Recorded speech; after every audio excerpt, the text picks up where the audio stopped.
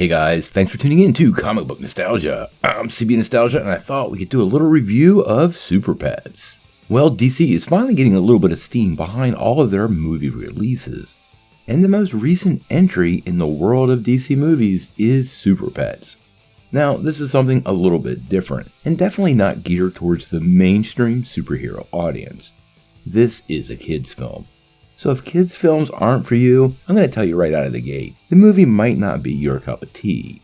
That's perfectly okay, but the movie was a lot of fun and I wanted to take a couple minutes to talk about it. Now we will dive into some minor spoilers. I'm not going to lay out everything from the movie, but it's hard to talk about it without giving away a few details, and there are some specific things I wanted to talk about. Now, in case you haven't heard anything about the film, it focuses on Krypto the super dog, Superman's dog, and the process of him recruiting a team of super-powered enabled pets. Now, the process of these pets getting their powers takes place during the movie, and it was sort of a key part of the whole plot, but each one fills a little bit of a very interesting role, and like Ace or Chip, they do vary quite a bit from the comics. But overall, the changes do work pretty well. Now, probably the biggest thing to take away from this movie is the amazing voice cast associated with it. Not only do we have Dwayne "The Rock" Johnson and Kevin Hart leading up to film as Krypto and Ace, but the supporting cast is made up of A-lister after A-lister, including Keanu Reeves as Bruce Wayne, John Krasinski as Superman, Kate McKinnon as the guinea pig Lulu, Mark Moran as Lex Luthor, Natasha Lyonne as Merton McSnurtle, Lena Headey as Laura, Alfred Molina as Jor-El, John Early as The Flash, and David Diggs as Cyborg. The cast is huge and really is quite incredible. Now, overall, it was a really fun and pretty good movie, but once again, it is a kids' movie for sure.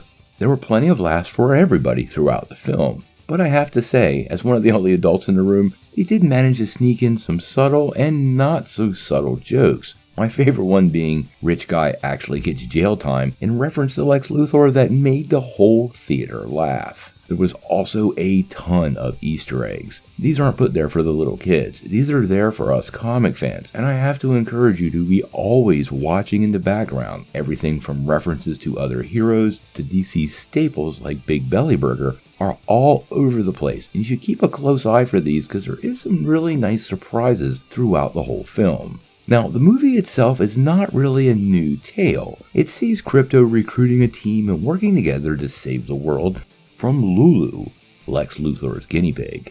Lulu has her own group of heroes, a bunch of enhanced guinea pigs with various powers that range from comical to terrifying. Most of them worked, and some of them even integrate nicely into the finale, and I actually thought the guinea pig threat was pretty comical. It is a family film and drives home many of the elements that these films typically do, such as teamwork, cooperation, and trust, all of which are pretty integral to most superhero movies, but sometimes get glossed over with a larger, more adult-focused tale. It was kind of nice to see this simplified in this movie, and it made the movie just, well, for lack of a better word, wholesome. Now, the music and the sound for the film was A+, and the animation I really did like. It was fluid, clean, and colorful. And its exaggerated stylized look really worked for this film, and quite honestly, I do hope Warner Brothers and DC use this again for future kids content. Now, the movie did okay over the weekend. It did open up against Nope, which did very well, but remember, animated movies tend to have a little bit longer life cycle during the summer, and this movie hopefully makes up its budget and then some, because I really do hope we see more of Super Pets in the future. Overall, I'm going to give this movie a 7 out of 10. Like I said, it's a kid's movie, but I had a really good time. I enjoyed it with my kid, and I would kind of recommend everybody maybe give it a little bit of support, because these are the kind of things we need to keep the superhero genre growing. We need that next generation. So I'm curious on what you guys think. How did you like DC's League of Super Pets? And who was your favorite character in the movie? I liked most of the pets, but I have to say, Keanu Reeves' Batman was the greatest. Tell me what you think in the comments below. If you like this video, make sure you hit like, click subscribe, and if you don't ring that bell, you won't get any updates. Peace.